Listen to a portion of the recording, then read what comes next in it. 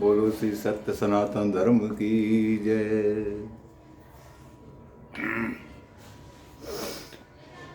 तो तिथि रघुनाथ निरंतर और प्रिय लागो मोहि राम। ना तो नाते राम के राम स्नेह स्नेहो। तुलसी मांगत जोरि कर जन्म जन्म शिव देव। राम अनंत अनंत गुण अमित कथा विस्तार। सुन आचर न माने जिनके विमल विचार। सियावर राम जय जय राम, मेरे प्रभु राम जय जय राम।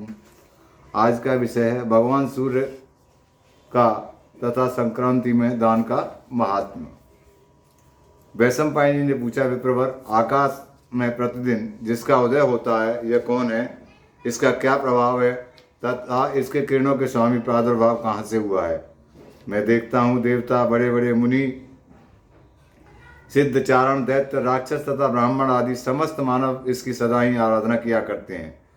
तो व्यास जी बोले, वैशंपायन, यह ब्रह्म के स्वरूप से प्रकट हुआ ब्रह्म का ही उत्कृष्ट तेज है। इसे साक्षात ब्रह्ममय समझो। यह धर्म, अर्थ, काम एवं मोक्ष इन चारों पुरुषार्थों को देने वाला है। निर्मल किरणों से सुशोभित यह तेज का पुंज पहले अत्यंत प्रचंड और दुख का था। इसे देखकर उसकी प्रखर रश्मियों से पीड़ित हो सब लोग इधर उधर भागकर छिपने लगे। चारों ओर के समुद्र, समस्त बड़ी बड़ी नदियां और नद आदि सूखने लगे। उनमें रहने वाले प्राणी मृत्यु के ग्रास बनने लगे। मानव समुदाय भी शोक से आतुर हो उठा। यह देख इंद्र आदि देवता ब्रह्मा जी के पास गए और उनसे यह सारा हाल कह सुनाया। तब ब्रह्मा जी ने देवताओं से कहा, देवगण, यह तेज आदि ब्रह्म के स्वरूप से जल में प्रकट हुआ है। ये तेजोमय पुरुष इस ब्रह्म के ही समान है। इसमें और आदि ब्रह्म में तुम अंतर न समझना। ब्रह्मा से लेकर कीट पर्यंत चराचर प्राणियों सहित समूची त्रिलोकी में इसी का सत्ता है। ये सूर्यदेव सत्वमय हैं। इनके द्वारा चराचर जगत का पालन होता है।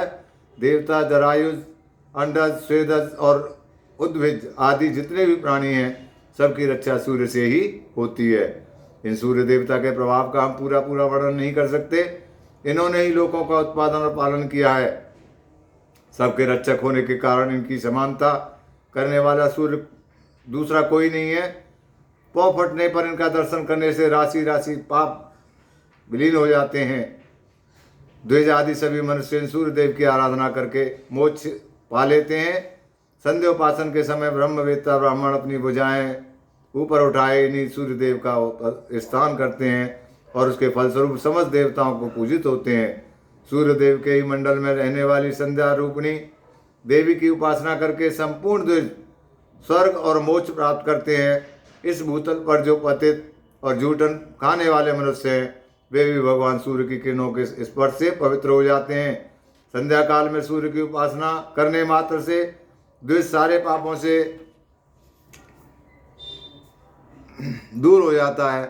जो मनुष्य चांडाल, गौ घाती, कसाई, पतित, कोड़ी, महापात की, उपपात की दीख जाने पर भगवान सूर्य का दर्शन करते हैं वे भारी से भारी पाप से मुक्त हो पवित्र हो जाते हैं। सूर्य की उपासना करने मात्र से मनुष्य को सब रोगों से छुटकारा मिल जाता है। जो सूर्य की उपासना करते हैं वह यह लोक और परलोक में भी अंधे, दरिद्र, दुखी और शोकग्रस्त नहीं होते। श्री विष्णु और शिव आदि देवताओं के दर्शन सब लोगों को नहीं होते। ध्यान में ही उनके स्वरूप का साक्षात्कार किया जाता है, किंतु भगवान सूर्य प्रत्यक्ष देवता माने गए हैं। देवता बोले, ब्राह्मण सूर्य देवता को प्रसन्न करने के लिए आराधना, उपासना अथवा पूजा तो दूर रहे, इनका दर्शन ही प्रलय काल की आग के समान है। भूतल के मनुष्य आदि संपूर्ण प्राणी इनके तेज के प्रभाव से मृत्यु को प्राप्त हो गए। समुद्र आदि जलाशय नष्ट हो गए। हम लोगों से भी इनका तेज सहन नहीं होता, फिर दूसरे लोग कैसे सह सकते हैं? इसलिए आप ही ऐसी कृपा कीजिए जिससे हम लोग भगवान सूर्य का पूजन कर सकें, सब मनुष्य भक्तिपूर्वक सूर्यदेव की आराधना कर सकें। इसके लिए आप ही कोई उपाय करें। तो व्यास जी कहते हैं, देवताओं के वचन सुनकर ब्रह्मा जी ग्रहों के स्वामी भगवान सूर्य के पास गए और संपूर्ण जगत का हित करने के लिए उनकी स्तुति करने लगे। ब्रह्मा जी बोले, देव, तुम संपूर्ण संसार के नेत्र स्वरूप और निरामय हो। तुम साक्षात ब्रह्म रूप हो। तुम्हारी और देखना कठिन है। तुम प्रलय काल की अग्नि के समान तेजस्वी हो। संपूर्ण देवताओं के भीतर तुम्हारी स्थिति है। तुम्हारे श्री विग्रह में वायु के सखा अग्नि निरंतर विराजमान रहते हैं। तुम्ही से अन्न आदि का पाचन तथा जीवन की रक्षा होती है। देव तुम्हारी उत्पत्ति और प्रलय होते हैं। एकमात्र तुम ही संपूर्ण भुवनों के स्वामी हो। तुम्हारे बिना समस्त संसार का जीवन एक दिन भी नहीं रह सकता। तुम ही संपूर्ण लोकों के प्रभु तथा चराचर प्राणियों के रक्षक और पिता और माता हो। तुम्हारी कृपा से यह जगत टिका हुआ है। भगवान, संपूर्ण देवताओं में तुम्हारी समानता करने वाला कोई नहीं है।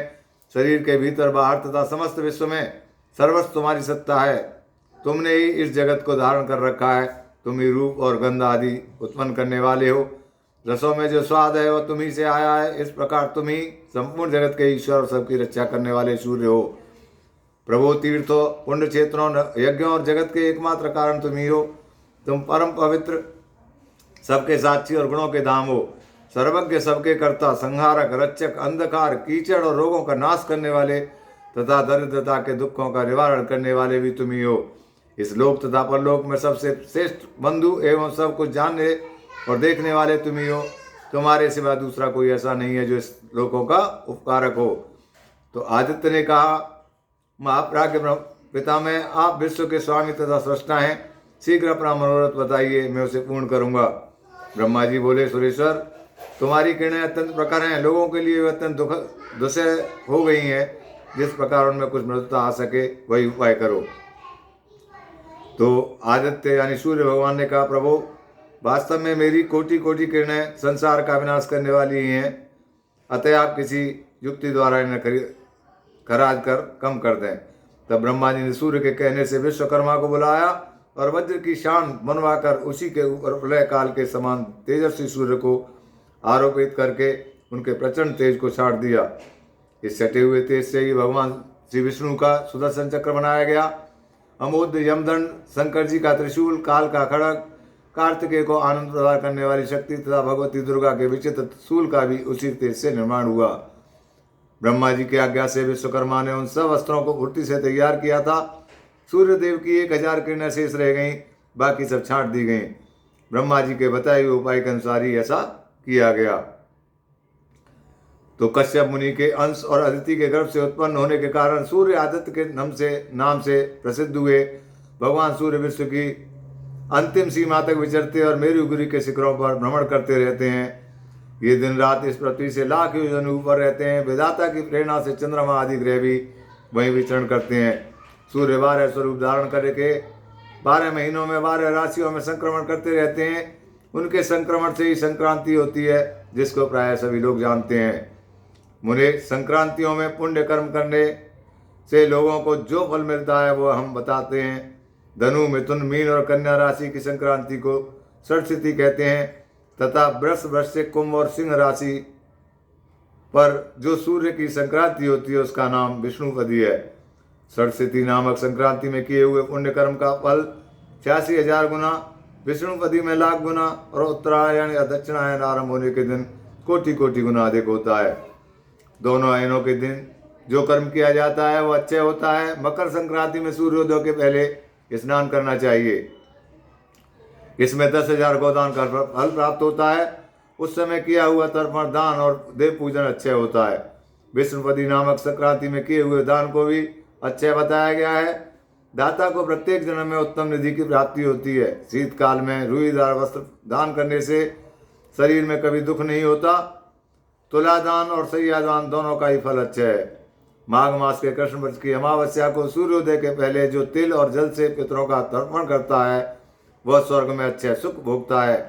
जो अमावस्या के दिन सुवर्ण जड़ित सींग और मणि के समान कांति वाली शुभ लक्षणा गौ को उसके खुरों में चांदी मढ़ाकर कांसे के बने हुए दुग्ध पात्र सहित श्रेष्ठ ब्राह्मण के लिए दान करता है वह चक्रवर्ती राजा होता है।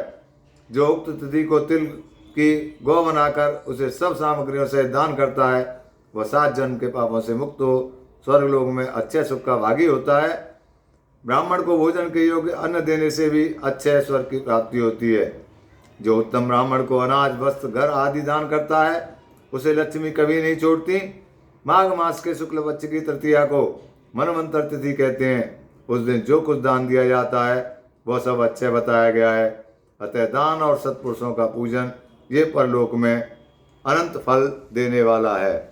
बोलो भगवान श्री परशुराम की जय। बोलो सत्य सनातन धर्म की जय।